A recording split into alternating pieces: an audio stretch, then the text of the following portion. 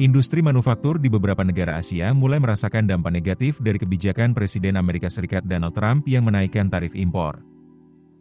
Akibat kenaikan tarif itu, ekspor manufaktur sejumlah negara Asia ke Amerika Serikat mengalami penurunan cukup signifikan.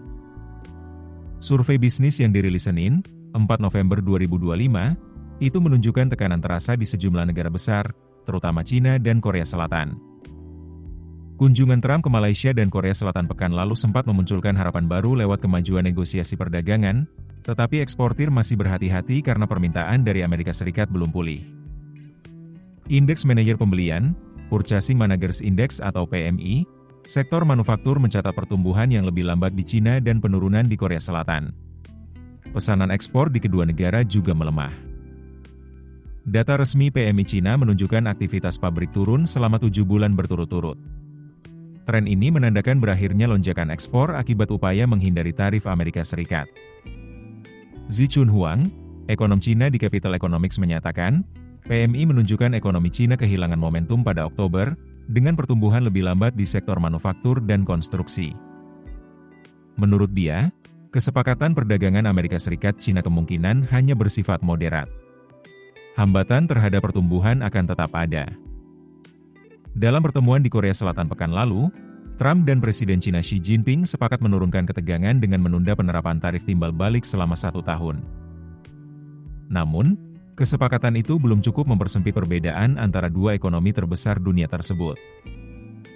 Beijing kini berhitung apakah ekonomi China, yang bernilai sekitar 19 triliun dolar Amerika Serikat atau 316,7 rupiah kuadriliun, kurs 16.670 rupiah per dolar Amerika Serikat, masih bisa tumbuh sesuai target 2025 di kisaran 5% tanpa tambahan stimulus besar. Data perdagangan September menunjukkan ekspor China tumbuh lebih cepat dari perkiraan, tetapi peningkatan terutama berasal dari pasar baru. Ekspor ke Amerika Serikat anjlok 27% dibandingkan tahun sebelumnya. Kondisi serupa terjadi di Korea Selatan.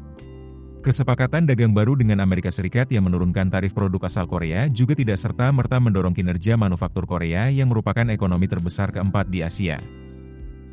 Tekanan juga dirasakan di Malaysia dan Taiwan, di mana aktivitas pabrik terus menurun.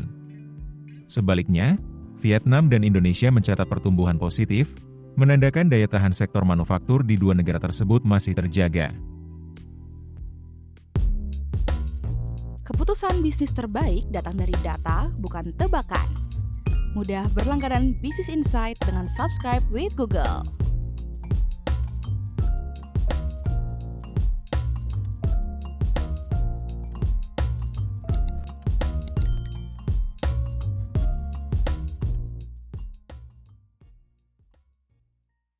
Download aplikasi Kontan sekarang di App Store atau Play Store.